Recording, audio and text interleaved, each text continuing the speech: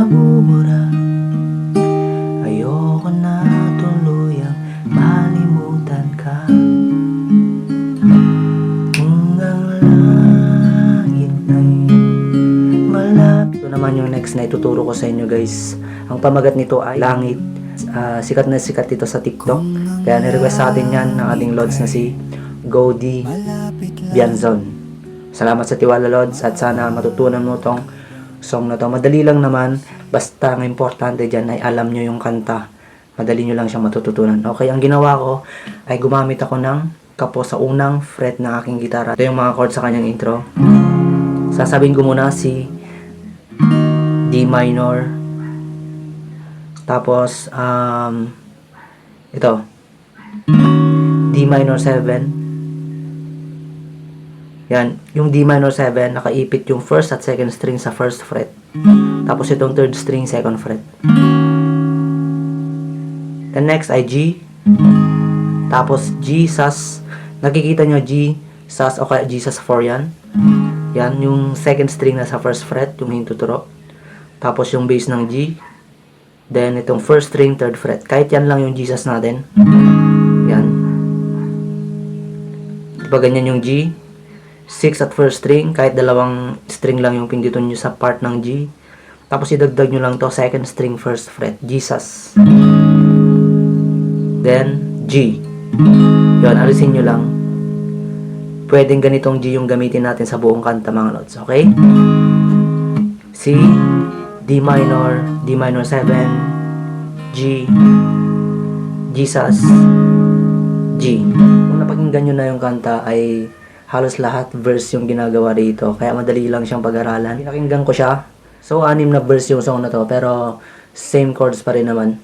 Meron lang na iba ng konti sa third at sixth verse. Okay, papaliwanag ko naman. Babalik tayo sa kanyang intro na ganito. Siyempre, tuturo ko muna yung kanyang plucking. Pero sa mga beginner, pwedeng tirahin nyo siya ng strum kung gusto nyo. Ang gagawin nyo lang ganito.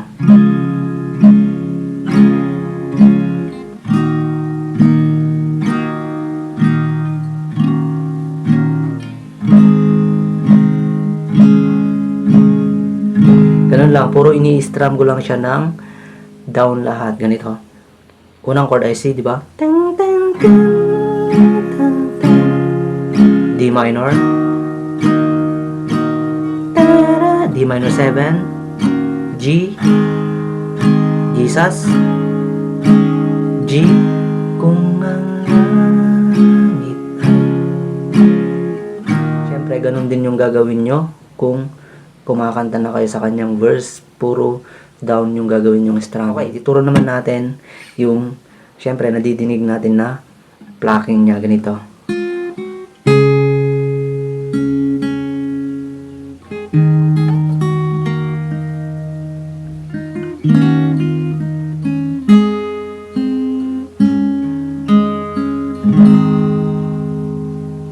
Ang gagawin natin ay i-base pa rin natin siya sa chords ng kanyang intro. Kaya madali nyo lang siyang makuha. Hindi tayo gagamit ng tabs. Titry natin yan ng mano-mano. Okay, unang chord ay C. Ganito ang gagawin.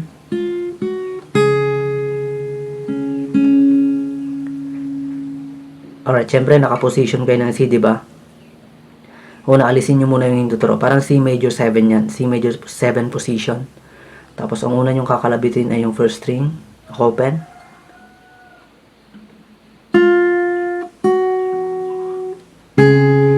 Yan, okay, first string open. First string, first fret. Yan. Tapos yung hiniliit nyo, yun yung gagamitin nyo sa third fret, first string. Bali ganito siya. Okay, saba, ulitin natin.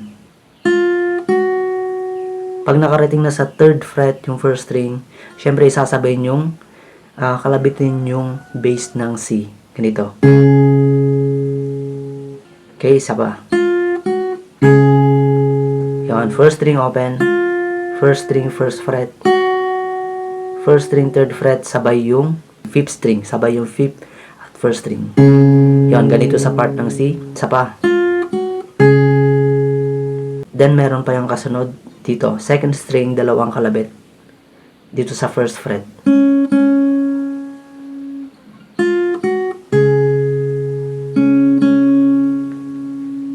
Okay, isa pa.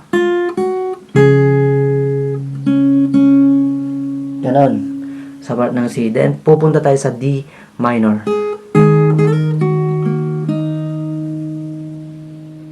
Okay, ang unang gagawin ay first string, 3rd fret.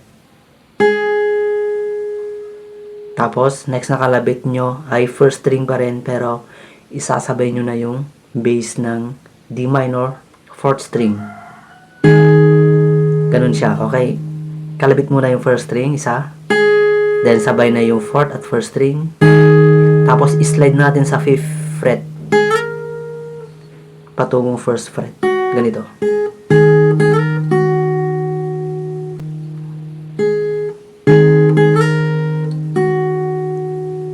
Tapos, sundan nyo ng yung 3rd string, 2nd fret.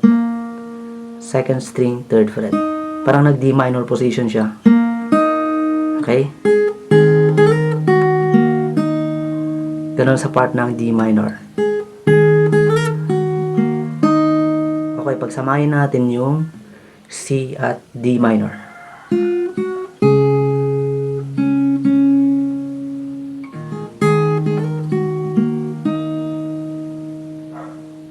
Alright, then next D minor 7. Ang gagawin natin sa part ng D minor 7 ay ganito.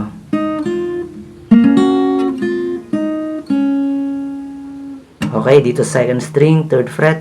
Tsagayin natin mga lods, madali na lang yung mga chords sa verse nito. Okay, dito 2nd string, 3rd fret. 1st string open. Yan, ulitin natin. 2nd string, 3rd fret. 1st string open. Tapos, position D minor 7. Strumming nyo ng isang down. Then, ganito. Open 1st string. 2nd string, 3rd fret. Pag binilisan, ganito siya. Ganun lang sa part ng D minor 7. Isa pa. Pero ganito kabilis mga lods ha.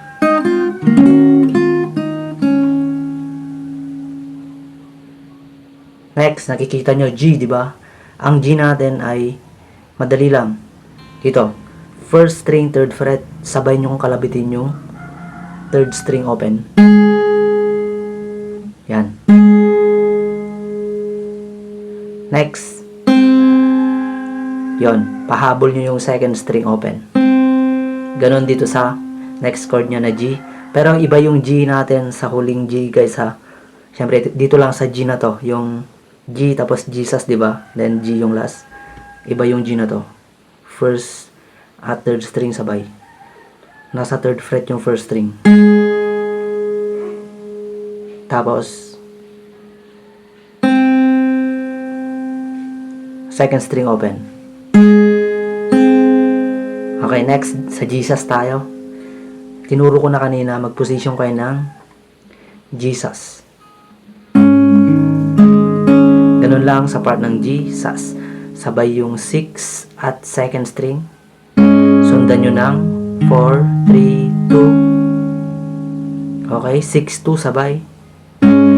Then 4, 3, 2. Tapos dun sa G natin na last ay alisin nyo na lang yung hintuturo. Yan, ganyang G na lang. Strumming nyo ng slow na down. Ganun lang siya. Mga lods, diba? Kuhang-kuha nyo na yan. Ulitin natin. Okay, i-play na natin yung kanyang buong intro.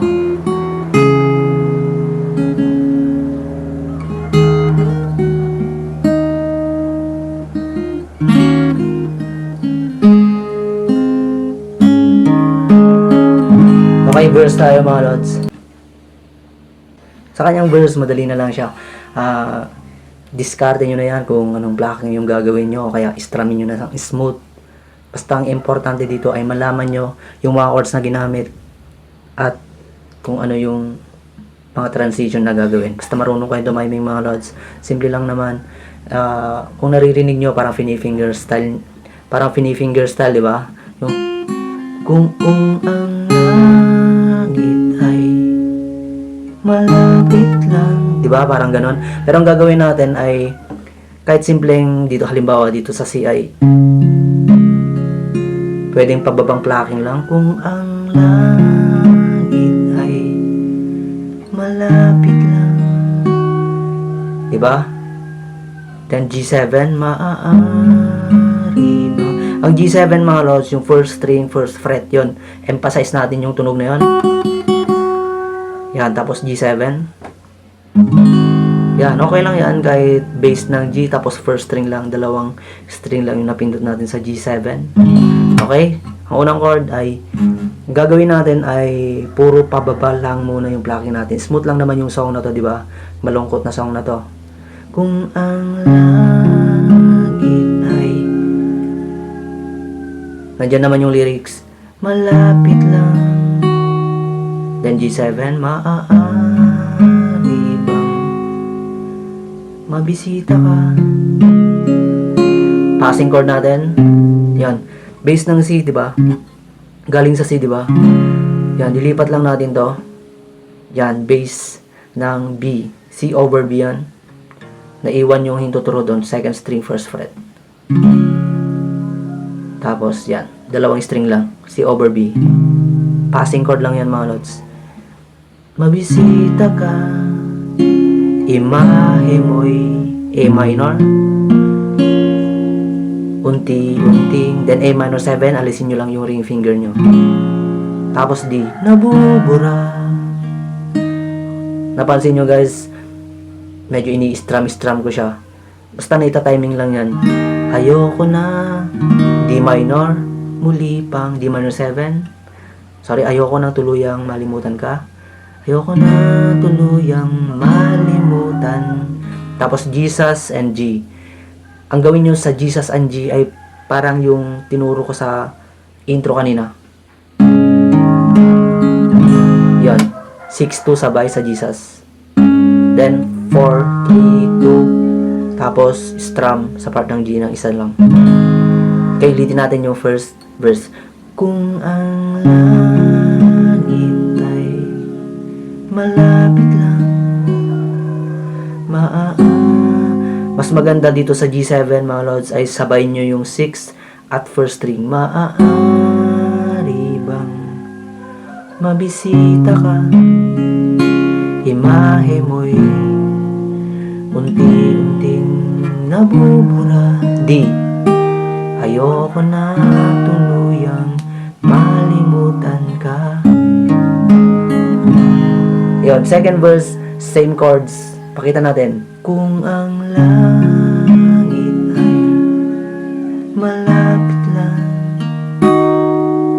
dadalhan ka ng paboritong bulaklak, sapagkat ngiti mo ay limot ko na. Sana ay muli pang masilayan ka. Okay, dito na tayo sa third verse. Medyo may nabago ng konti. Konting-konti lang naman sa bandang dulo. Sabi ko nga kanina, 6 verse to. Magkakapareho ng chords yung 1, 2, 4, 5. Tapos magkapareho din yung 3 at 6 na verse. Okay? Gets? Okay, kantay natin yung kanyang third verse. Kung ang langit ay malapit lang, gusto sanang marinig ang boses mo, sabay nating awitin ang paborito mo, di magsasawang ulit. Okay, pagkatapos ng D minor, di ba? Hindi na tayo magdi D minor 7 dito. Di magsasawang, papasok na agad sa G, ulit-ulitin. Then mag-i-interlude siya mga lods. Ulitin nyo yung intro. Ganun yung interlude niya. Same ng intro. Ulit-ulitin to.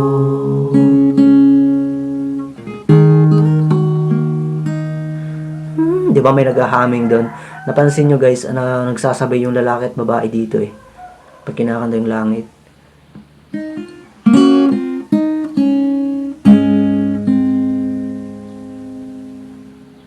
Alright, then, fourth verse na mga lods. Ulitin nyo lang yung mga ginawa natin sa unang verse.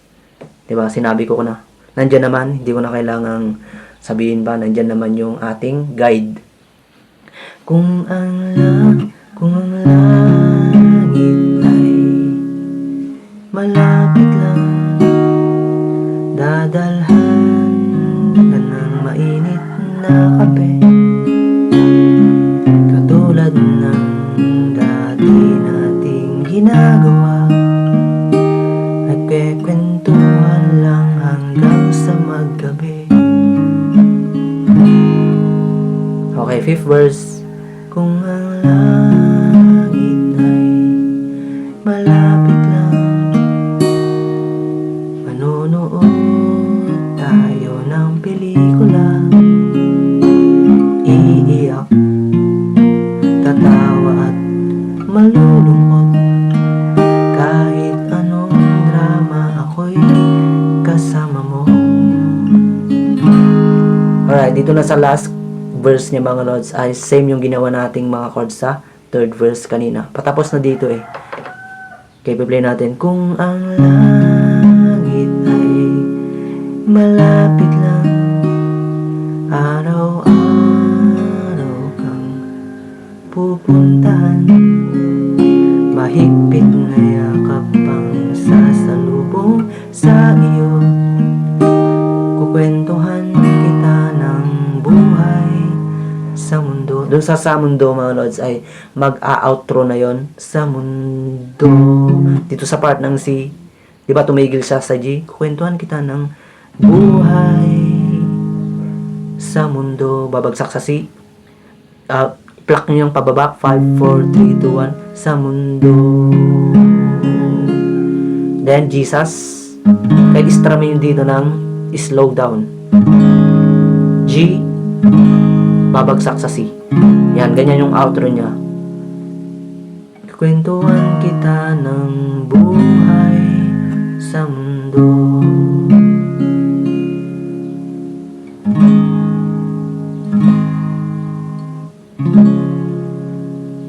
Alright, tapos na yung tutorial natin. Sana pag-aralan nyo ng mabuti dahil napakaganda ng kanta na to para sa mga nawalan ng minamahal sa buhay. Okay mga lods, kung gusto nyo pang matuto ng mga ganitong klaseng ganda, meron din akong tutorial ng What Matters Most. Okay, lalagay ko sa description. Magandang pag-aralan yon. Salamat po at mabuhay po tayong lahat. Bye-bye!